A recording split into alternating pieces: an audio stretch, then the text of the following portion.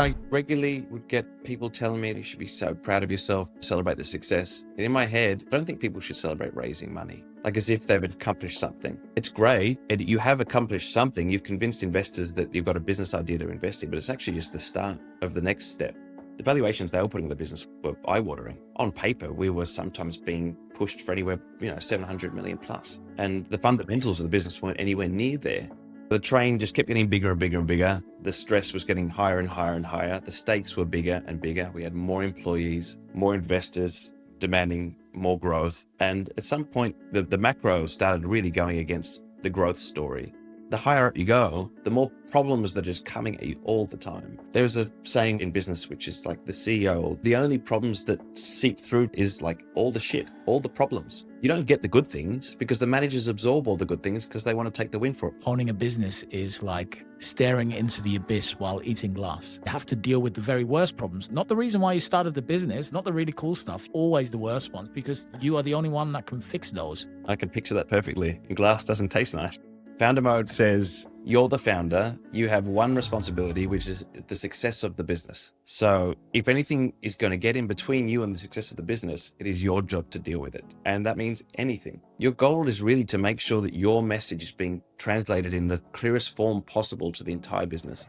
Welcome to the iGaming Leader podcast. I'm your host, Leo Judkins, founder of the iGaming Leader Mastermind. And on this show, I sit down with some of the most inspirational and forward-thinking leaders in our industry, diving into the real challenges, high-stakes decisions, lessons that shape our industry. If you're a VP, director, or an executive in iGaming, this podcast is built for you. Before we dive in, a quick thank you to our sponsor, SumSub, the full-cycle verification platform trusted by top iGaming operators worldwide. SumSub helps onboard players quickly, stay compliant, and prevent fraud, all without slowing growth. More information in the description.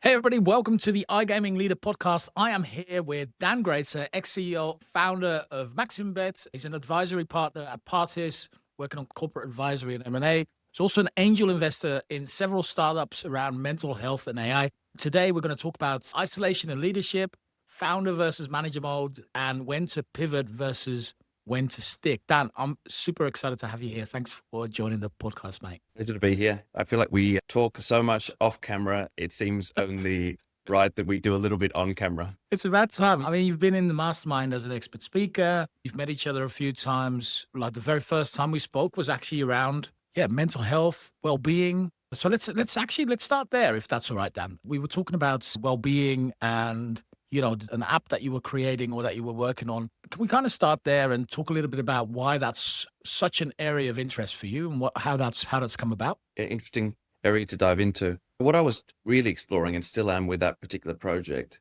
is I felt like a lot of the tools around mental health and mindfulness and coaching and support focused more around bringing down the energy, bringing down the levels, kind of bringing you to a quiet place, less noise. But I believe there's a huge gap in people who are operating almost at the limit of their capacity, but want to do it in a sustainable way. So I noticed that there's a distinct lack of tools, advice, platforms to help high performance individuals operate at high performance level while avoiding burnout, while maintaining support around them, while knowing how to read their own like biological signs and just adapting some of these tools that are already being used on yoga retreats, but to the workforce and to high performance individuals, whether they're athletes or business people. So it's been a real focus of mine for the last almost 2 years now, trying to pick apart that whole world, cognitive behavioral training and a lot of these kind of methodologies and how they can be applied to the high performance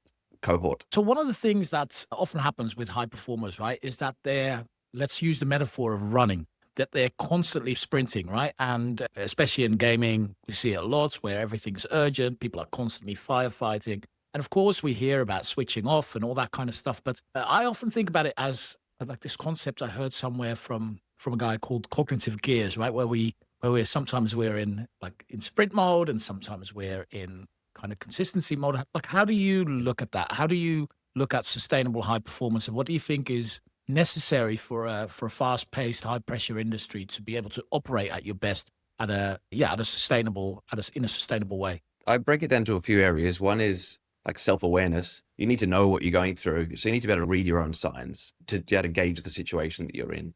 Have you gone past a point where you need help urgently? Are you sleeping well? Are you able to make sound decisions? Are you operating on a good level? Are you in a positive mindset or whatever? But there's the self-judgment and awareness. And then there's the application of the tools. So you need to know they exist. You need to know how to apply them, where to apply them, whether it's things you can do by yourself or whether it's actually going out and getting support, like joining a mastermind group or getting a psychiatrist or doing breathing exercises. So I think everyone needs to kind of have both of those things in their toolkit. It's like knowing how to be self-aware. I'm past the point of burnout. I know it's just any matter of time now I'm going to burn out. Okay, what do I do? But also, it's also knowing when to apply it when you're not even there. It's like, I need to go through the next quarter. It's going to be a really big quarter. I'm excited for it. I want to do it really well and do it in a sustainable way. What should I be doing? What tools should I be applying? What help should I be looking for? These are tools that exist in the world, but there's a lack of people understanding when and how to apply it to their personal situation. Also, like basic things is who can you go and talk to about it? Where can you find reasonable advice on it? And just even being able to engage people in a conversation. Fortunately, tools like ChatGPT and Claude, when they're not being nannied about what they can and can't say. I actually just heard that in New York, they're thinking of banning AI tools from being able to give medical advice, which I think is an absolute disaster. But it's never been easier now to get access to this information, which again was where my head's been going the last year or two, is applying like AI to help solve a lot of these problems, not to re-engineer the underlying proven models, methodologies, but actually just helping people identify their problems, analyze themselves, and then know what tools to apply at the right times. It's such an important area, and especially in this age of AI, right, where people are actually going more and more inward, I guess, and talking more to an AI and perhaps not talking as much to other people. It's like that whole mental health part is crucial. Can we go a little bit back to your past? I will talk a little bit about MaximBet in a bit. Where did that come from? So what's your origin story, if you will, around your interest in that particular area, and what were your experiences with that burnout, mental health, sustainable high performance? Yeah, I guess that the headline in the newspaper would be "Too little, too late." It's a good way to frame it. I always believed myself to be quite resilient and that I could help myself better than other people could help me. I guess it's like maybe part of where my family's come from as war refugees to Australia or something like the need to be independent and push, no excuses. My grandparents were very resilient. They were very strong-minded. And I never thought to reach out. I never thought to really consider whether I was under like certain medical conditions like burnout or stress or anxiety. And I should have seen the signs coming along the way. And I actually now realize that what I was going through, which I'd experienced before in other roles, just not to this level of extremeness. And we can go into why this particular venture caused all of these alarm bells to go off. But I think it's really common patterns in people that are going through the same type of business.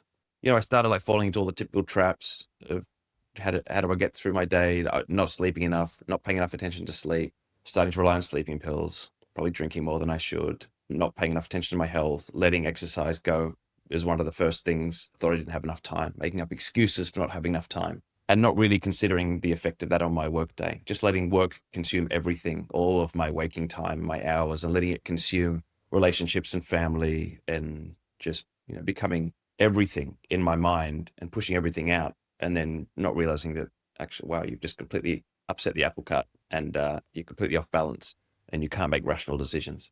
And not really also realizing that there is tried and tested tools out there. I tried therapy once, like a normal therapist, which I think I got off like betterhelp.com. And it was so textbook. It was like cookie cutter stuff. Like, I want you to go and write down on a book 3 things that you love or something like that, like stuff, things like that. And for me, my problems are so complex. The person I was talking to, she was fantastic, but she had no idea what I was going through. Like the immense pressure of, like millions and millions of dollars flowing across your desk every week, coming in and out, and investor stresses and employees and all kinds of crazy things that were just so overwhelming for me to like, how could I translate that to a person who's really, they understand how to deal with probably more simple human psychological conditions. And for me, mine was in my head this was really complex.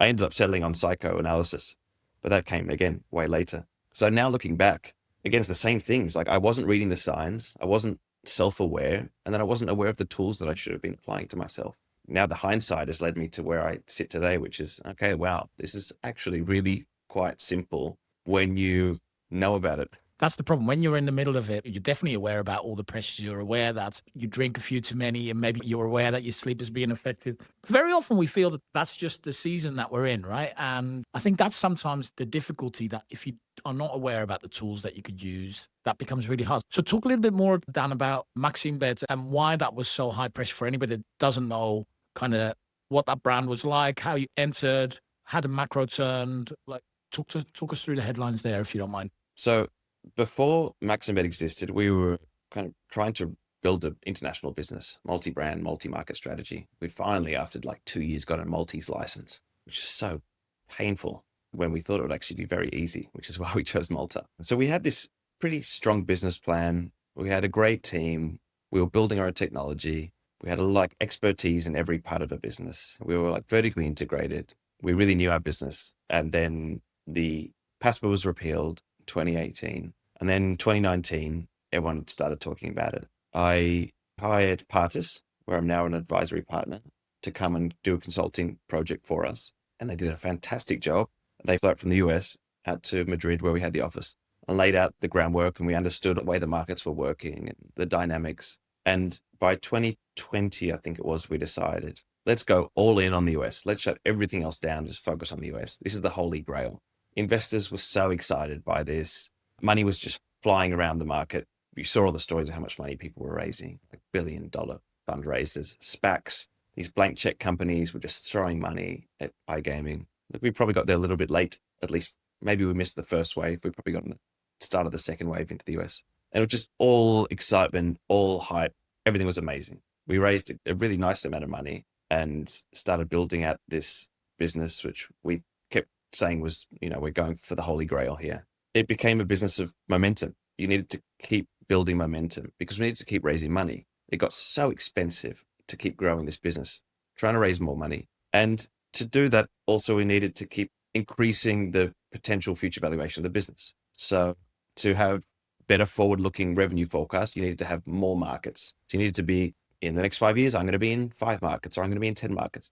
Because if I were to say I'm only going to be in Colorado for the next 5 years, well, my valuation would have been very small and I wouldn't have been able to raise much money. So to keep raising money, you need to keep getting more market access, doing more deals, creating more brand awareness, hiring more people, spending more money. And so it's this kind of tumbleweed effect. And the business just kept accumulating. And it was going very well for a while. We were accumulating a lot of potential energy, a lot of momentum, and making a great name for ourselves. And we eventually pivoted to the name MaximBet and partnered with Maxim Entertainment, did a lot of market access deals with Caesars Entertainment. And the reason we did that really was to create more noise. We wanted to create a bigger brand. I was this close to closing a deal with Kevin Hart to be our brand ambassador.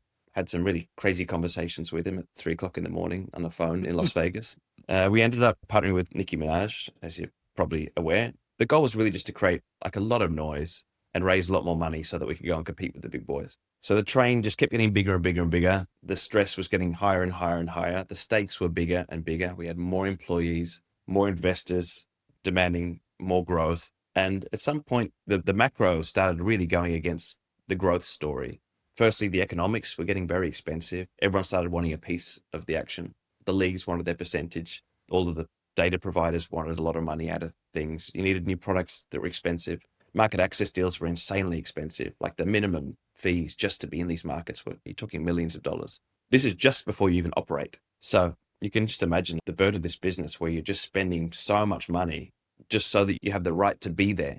And that's before you build a successful business on top of it, where you actually get to prove yourself, where you actually can prove whether you deserve to be in the game or not, whether you can operate a sharp business, whether you can operate a good sports book or a good casino. There are big shoes to fill. You recently wrote about hitting a 250 mil valuation, everyone around you celebrating, but you had never felt more pressure or more alone. What was actually going on for you at that point? Yeah, I regularly would get people telling me that you should be so proud of yourself, celebrate the success. And in my head, and I actually think it's the right approach, is I don't think people should celebrate raising money, like as if they've accomplished something. It's great. And you have accomplished something. You've convinced investors that you've got a business idea to invest in, but it's actually just the start of the next step.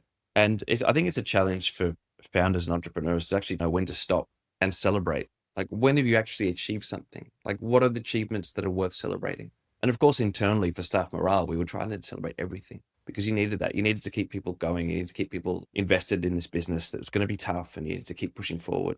But as the founder and as the person responsible for delivering returns to the investors, well, they just written me a big check. They're nervous. They cut the check and their nerves start. The anxiety starts from there. Then it's every month is, where's my money going? How's my money doing? When's the next deal? So of course the investors are pushing you to raise the enterprise value. So for me, yeah, it was great raising at a 250 post. But then we signed a deal with Cantor Fitzgerald to do a SPAC, so to go public through a blank check company. The valuations they were putting in the business were eye-watering. They were kind of in line with the craze in the market, but like on paper, we were sometimes being pushed for anywhere, 700 million plus. And the fundamentals of the business weren't anywhere near there, right? Because that wasn't how the market was operating. It wasn't based on EBIT or, your sportsbook results. It was based on forward-looking revenues at the time. And that was the whole SPAC game. And also probably the biggest problem with the SPACs is that because you don't have fundamentals at the time, everything's based on forward-looking multiples. So there's just so much pressure. So again, immediately after like closing any deal, in my mind, it was like, oh shit, now we have to deliver. Okay, how are we going to do that? I want to dive into that a little bit more, that valuation, because I know we spoke about it before, right? When you're in that position as a founder and you're raising the funds, right? And you get that kind of crazy valuation, which in your heart and in your mind, you actually know that that's a crazy number that you kind of disagree with.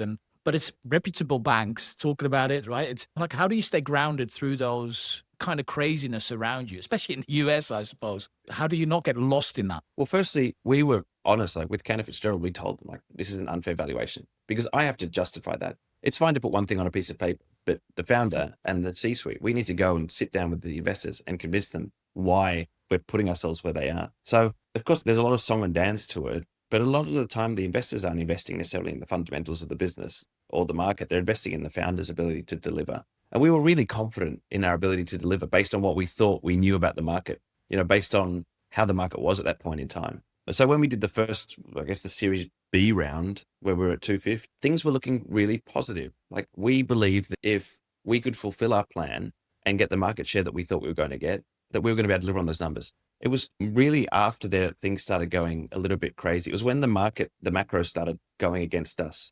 One of the challenges was not being able to read all of the signs on the wall, and also kind of the lack of alignment between investor needs and the realities of like what a founder's going through. Because maybe for a stronger founder or a seasoned entrepreneur, they would simply go back and sit down with the investors and say, guys, the macro's changed massively. We're really struggling to achieve this, and this. Your valuation's going to go down. Your money's worth less than it was before. I'm sorry, but we're doing our best. But that takes huge mega balls to be able to go and have a conversation because you can't walk that back. So the other type of founder, which is like the bullish, younger, excited founder, is like, where there's a will, there's a way. We're going to get through this, and you just fight. And so we took the fighting approach, and we just fought and fought and fought. And we tried to pivot, and we changed platforms, and we changed sports books, and we tried to launch new product lines. We tried everything, but the tsunami was just coming in too quick, and we couldn't move quick enough. It was just so hard to get ahead of like the wave of both the negative macro and also the fact that we just couldn't raise enough money to compete. So I think we were more or less honest to ourselves about what we thought we were capable of. And I guess that's when we realized that we weren't capable anymore, is when it was time to pull the plug, which was obviously an incredibly hard decision. But it just ended up being throwing good money after bad. If I look back in hindsight now as to how I would feel if we'd raised more money and continued, I'm probably thankful that the market did collapse in the way that it did, and that more money wasn't burnt, not just by ourselves, but by a lot of other companies. We were one of the first. I think we were maybe the third to drop out of the market. But after us was just one after the next, and big deals getting wound back, and big companies pulling out of the market, and huge exit fees needing to get paid for like brand severance deals and market access deals. So I'm also, it's bittersweet, but also maybe thankful that we decided to pull the pin when we did and not throw more good money after bad. Yeah, it could have been way worse, right? That's kind of what you're describing. One of the things I'm noticing about you, Dan, is that you're like anyone, right? You're looking at yourself looking backwards and going, all right, maybe I could have made different decisions. And all of us do that, right? And we all go, oh, maybe a wiser person or maybe this, and absolutely fine. But when you're that deep in, right, whatever that is, when you're that deep in as a founder, how do you tell the difference between backing yourself, which is really important as a founder, right?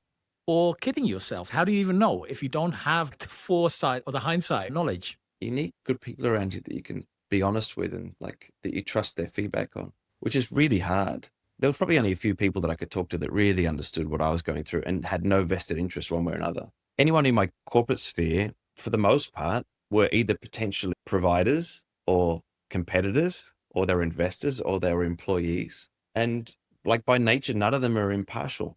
Like they've all got some kind of skin in the game, or they want something, and that's just part of the business. I've been a B2B provider before. I've wanted things from my friends. It's okay. But there were only so few people that really had no vested interest whatsoever in what I was doing and that were close enough to me that could speak honestly, and they could see like the Instagram act that was, Dan, the founder of a mainstream media brand, this VIP brand, and like the actual Dan, and knew my life and knew what I was going through. And I think my friends did a good job of trying to coach me through things. But also looking back, I didn't have the tools. I didn't know how overwhelmed I was near the end. And I definitely didn't realize how poor my decision-making process had become.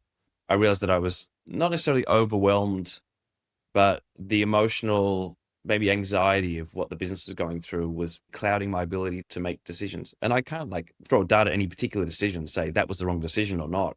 I just think that if I had a cooler head, if I had more mindfulness, and if I was healthier, and if I was more settled, I would have sat back and taken decisions with a much cooler head. And maybe we would have pivoted more into other verticals, like non-sports betting, non-casino. Right when we were winding up, sweeps was flying, later came DFS, now came prediction markets.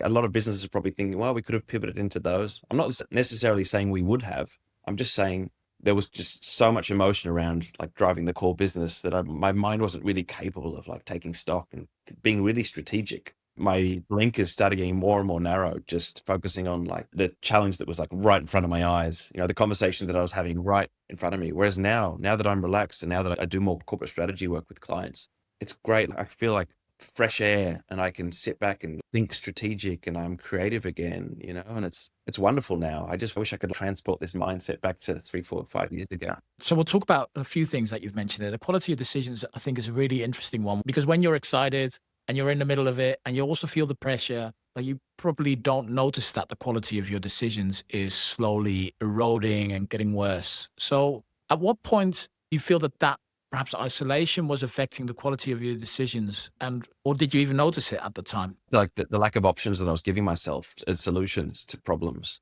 they're almost quite binary at the end. It was like, well, I have to do this or not do this, or go this way or go this way, instead of like really thinking laterally and like more creatively, like how do I solve problems? And it's easy to think, talk about, well, if we go back to first principles, this is how we achieve this. That's great. We're not all Elon Musk after smoking a joint.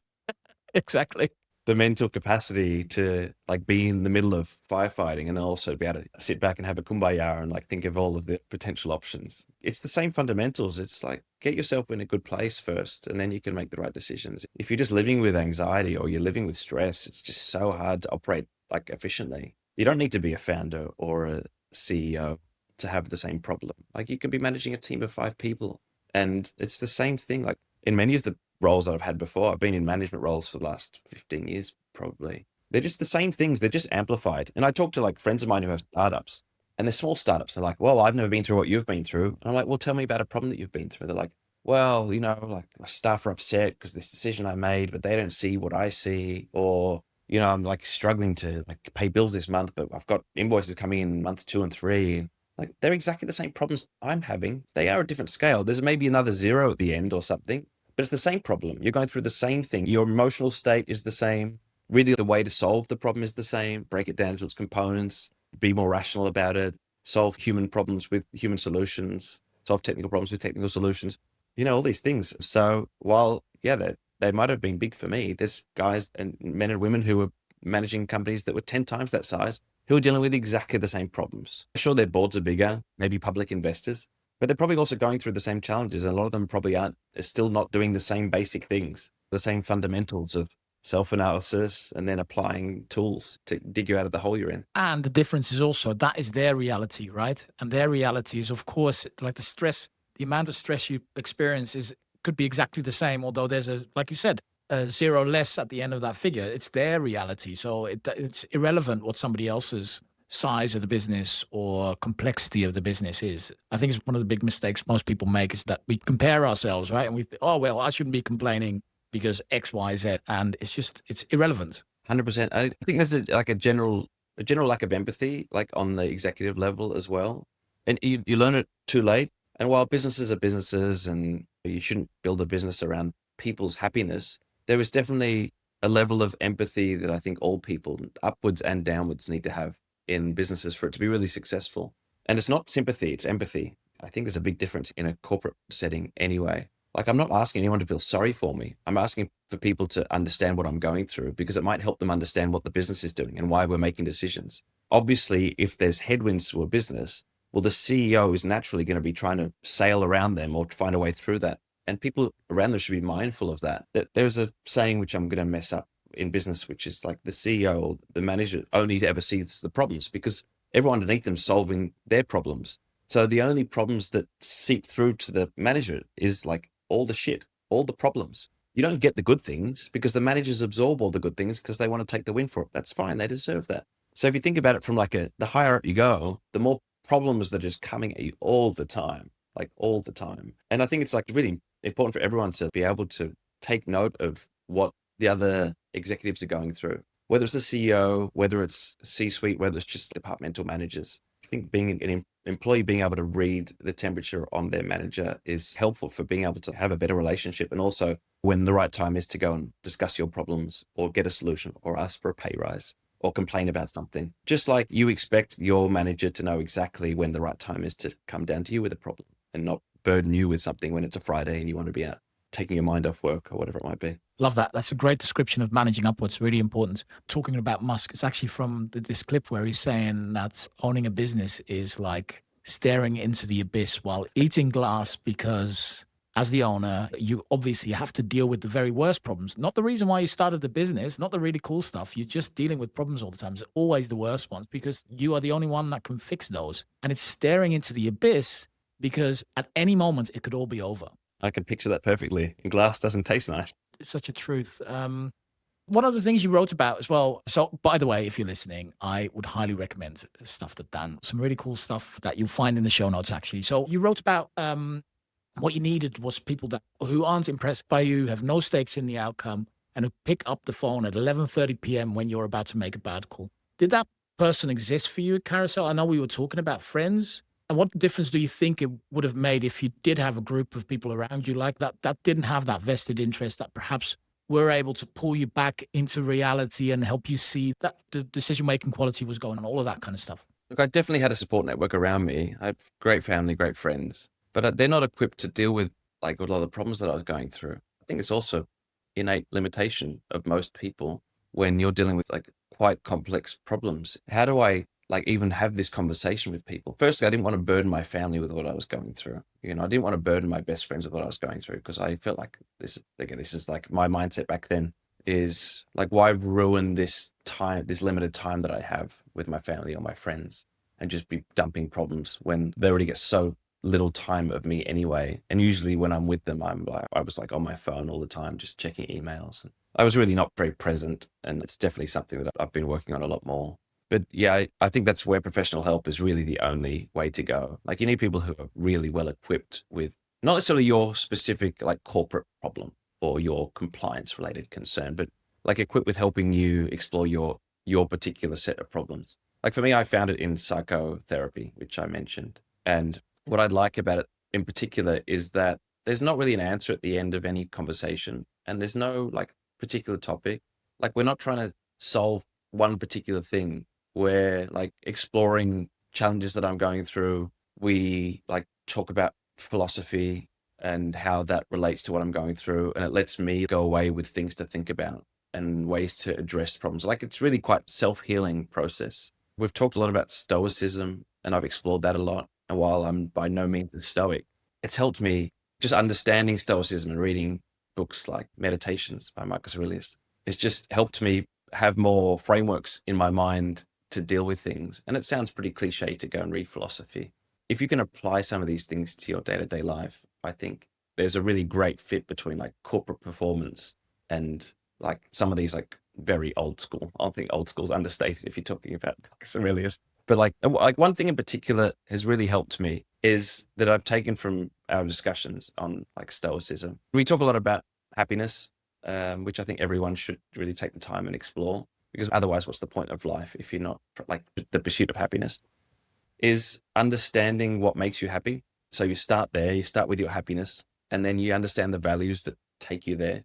Like, what are the things that are important to me? Like, is it friendship? Is it love? Is it action? Is it adventure? Whatever. Is it one particular person? Is it having a child? And then when I go and make decisions, or is it being very successful? Is it being really rich? Is it buying a boat? Whatever it might be, they're all fine. Anything's fine. Like buying a nice watch, that could make you happy. Going and picking grass, that could make you happy. And just making sure that every time you make a decision, whether it's business or personal, that you at least take the time to stop and just consider whether it's in line with your values or not in line with your values. And again, like that simple toolkit would have helped me so much like 5 years ago, just to go like, what will make me happy is this business is a huge success that goes public without sacrificing love or my family or my friend. Okay, so each time I come to a big decision, I'm not saying like every decision, think about it, go, is this decision in line with my values or does it go against them? Am I pushing myself further away from like my pursuit of happiness or not? And it sounds pretty vague, but it's actually not at all. It's just like a little mini micro check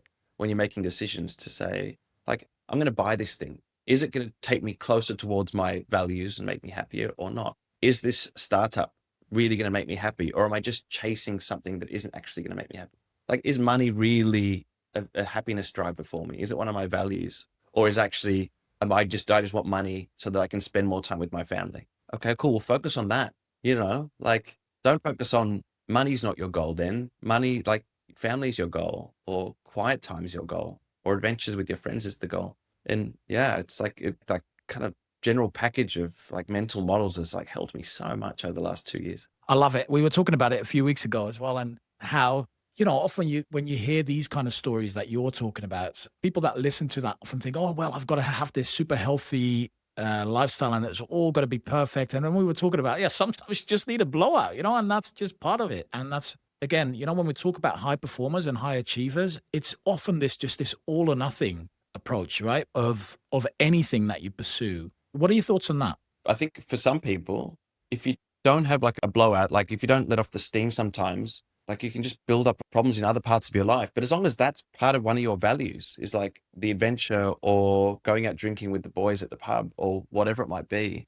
For me, like I've always tried to weigh up in my head, like social life, love, family, etc. And like work out exactly what level of what. There was like a 4-burner metaphor that someone said recently where you've got to like adjust the 4 burners. I don't know whether I agree with that. I think it's a little too simple. I can imagine like having 12 burners, and maybe adjusting them once a week, couple of things in the oven and then electric wok on the side. But I think it's definitely important to understand, like what motivates you. And like for me, if I live in a really small remote town now, I've really focused on my surroundings and like quality of life. And I think for me, like nature and animals is like super important to me and family. But I also need my social life. I need to be in the city every once in a while. Like I need to feel somewhat connected, with that. If I didn't have the internet and could do like Teams or Zoom calls, I wouldn't be able to live here, obviously. But like for me, like being able to go and support friends whenever they do things, like I'm flying over to London in 2 days to support Daniel Beard and Rob Dowling and the Oliver's Wish charity. Like for me, like I need to go and do these things in the city. And then I get to come back to my like beautiful, quiet life because that's what I value. I value like 5% crazy city, big events. And then like for me, the other 95% needs to be like healthy and quiet and mindful. But that's me. Love it. And that wasn't you before, right? That wasn't you back then. Not at all. So let's talk a little bit about maybe founders, or even whatever level you're at. Let's talk a little bit about people that are under that pressure, that are feeling, that maybe, experiencing exactly what you were saying before, the lack of sleep, the drinking a few too many.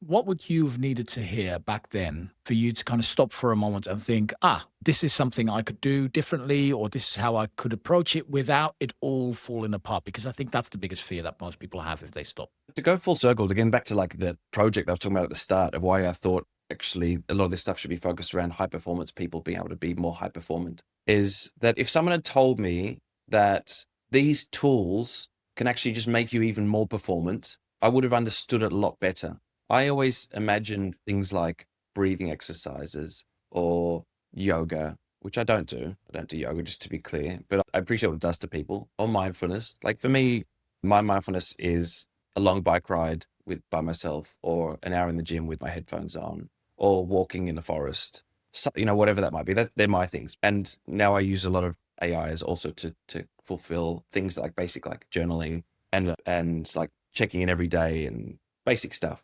But if someone had come to me years ago and said, these tools aren't to help you disconnect from the world and find inner peace, they can be used the flip side. They can make you really powerful. They can make you a super executive. They can make you more successful. They'll make you more money. They'll help you make better decisions. I would have thought about it completely different. And I didn't. And it wasn't the conversation that was ever had around me. It was, go to therapy and like you're probably working too hard and you're not doing this enough and you should get away from that and do less of that. And sure, that's probably right for a lot of people. Maybe they hate their job and they're not feeling successful and they're in the wrong area, or they're doing the completely wrong thing and they need to like kind of come back and reset and take magnesium and do an hour of mindfulness or something. But that wasn't my case. And I think for a lot of executives, it's not their case either. It's like they want to be more successful. They just don't want to burn out doing it. Like they want to be able to do it in a sustainable way and be like, push yourself and work a bit more and be able to put in like 10, 12-hour days, but be effective. Know when to take a break, know when to stop and do a breathing exercise, or to take 5 minutes and do a quick walk, or to log your feelings in an app at the end of every day, or to do gratitude exercises before you start, or go to the gym, whatever they are. Like what I realize is there's like hundreds of these micro tools that you can do. And the benefit is not that you do one or you do two, it's the accumulation of them. It's like compounding. It's that you find a toolkit that works for you and they compound over time, and like having a framework for being able to deal with problems. And like, as I mentioned, like when you can read yourself and go, okay, well, I've reached this situation. I know this is maybe going to push me over the edge. What do I do to be able to get through it? Like I've got to have a horrible meeting. I've got to fire people, or I've got to go and pitch for money and I'm stressed or I'm anxious. Like, what do I do now? And so being able to like have this toolkit, like I feel like knowing all those things can make you so much more successful. And you can be really smart. You can be a great entrepreneur. You can like have all the business acumen. You can have all the street smarts, but your body's like a biological mass of blood and guts, and it's chemicals, and it can break and it can burn out, and you can like really destroy yourself, like not taking care of yourself, and you become ineffective. I think there's a great marketing lesson in that as well, which is kind of read the room, understand your audience, and talk about the benefits rather than the features, right? Like all of that is basic marketing. And I think that is certainly true for executives, for high performers. It's not about the meditation or the mindfulness, or it's about how can I actually achieve more by using tools, right? Like that's the headline. The headline is the benefit. And we hear slowing down, and we hear you're working too much, and we hear all of that. And then you go, yeah, but if I do slow down, if I do work less, I can't see how I could still sustain this business. So obviously I'm not going to do that. And I think that's where the disconnect is between kind of positioning, I suppose, and desire. Do you see the same? Yeah, 100%. And it doesn't just apply to work, it applies to everything. It applies to like your personal life. It applies to your family. It applies to your friendships. Take care of yourself and know what tools to use and when. And yeah, you're right. Like mindfulness has had a really bad CMO. Yeah, exactly. I want to talk a little bit about something that you said, which I love. So I have quite a few founders on podcasts, right? And I often speak to those founders, employees, or the people that work for them. Typically, those type of employees, they all say the same, right? Like, oh my God, this guy crazy, and every day like changes his mind, and all of a sudden this has to happen really quick. And there's a real difference between something that you talk about, right? The founder mode versus manager mode. This idea that founders need to stay close to the truth of the business rather than relying on layers of management to relay it. Talk to me a little bit more about that, about your thoughts on that, and yeah, how that's worked out for you, and how you've applied some of those principles. Maybe it's start just for anyone listening who hasn't heard this term founder mode, because it's a reasonably new term to something that's actually not particularly new.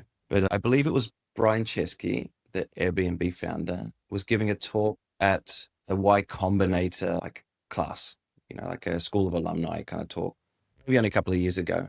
And Paul Graham, one of the YC partners or principals, was there. And he heard this talk, and I don't think it was recorded, this talk. I think that it was kept in private.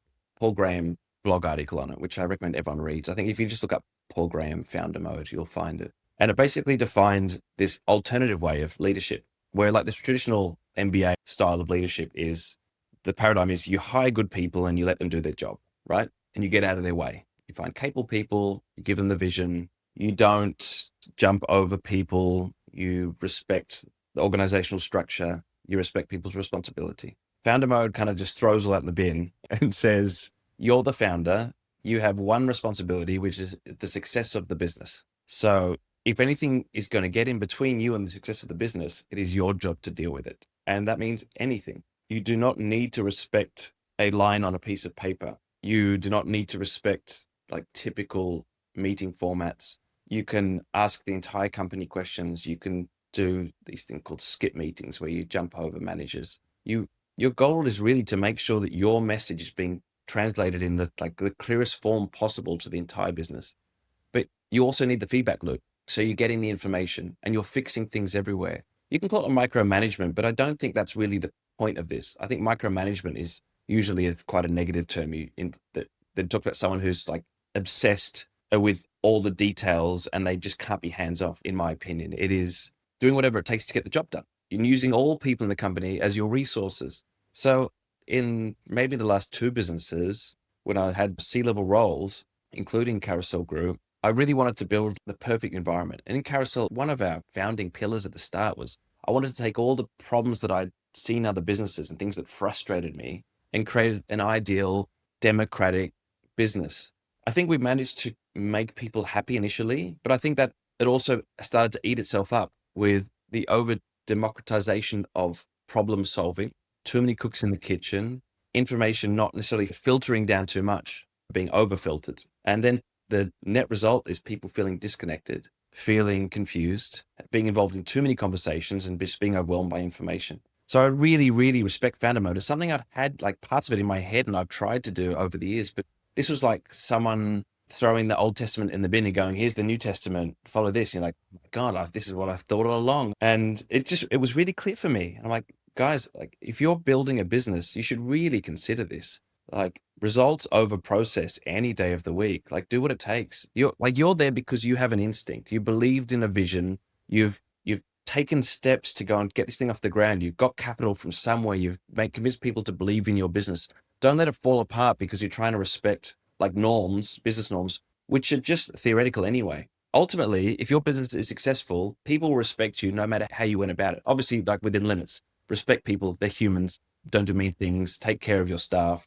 Reward them fairly, etc. But this is like this whole new paradigm for like how to aggressively be successful. And I love it. I really love it. Yeah, it's almost like a permission slip, right? And I think that's very often when you look at these books or what we were talking about before as well, you have these consultants that look at super successful businesses and put it in frameworks. And when you're in the midst of things, when you're growing something aggressively or you're under the pressure of, running out of runway, whatever it is, right? That's like those principles, those frameworks are not going to save you. They're not going to help. There might be some, there might be some good work in, I don't know, like an Eisenhower matrix on prioritization, but everything is coming at you, right? I think some of the stuff that you've said here on when to pivot versus when to stick, like all of that is so important. So my last question, Dan, what would you say to a founder right now who's maybe 18 months into something that isn't quite working? Their investors are perhaps getting nervous and they're making these decisions by themselves where they're perhaps not even realizing that the quality of those decisions are going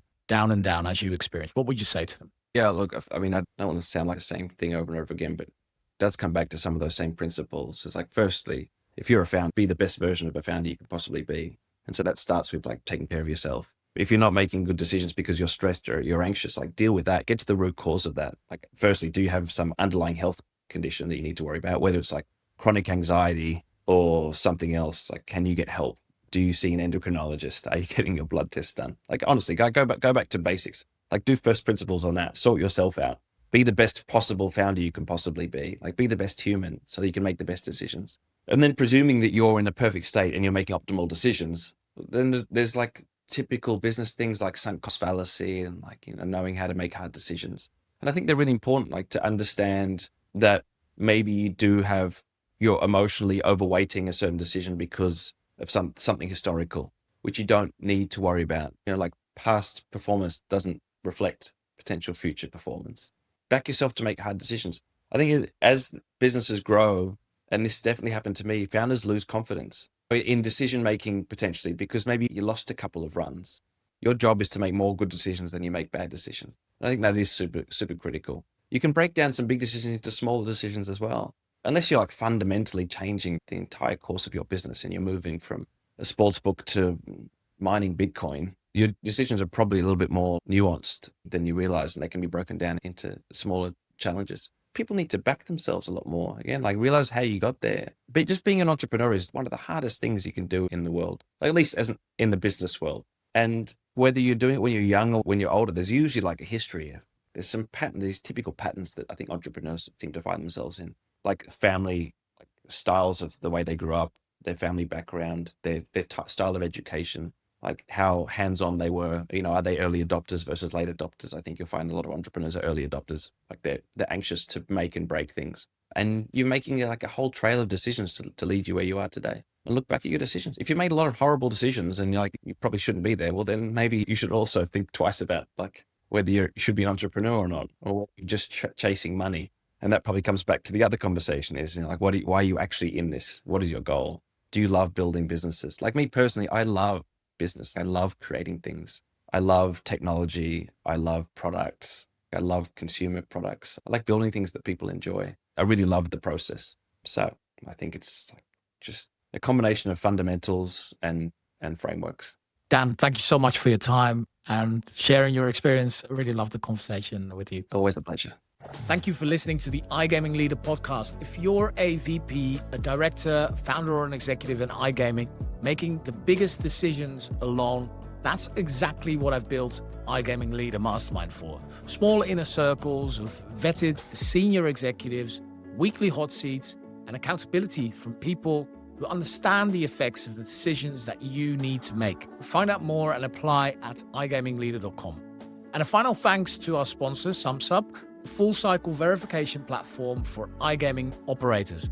Player onboarding, AML, fraud prevention, all in one place. More at sumsub.com/gambling. See you next week.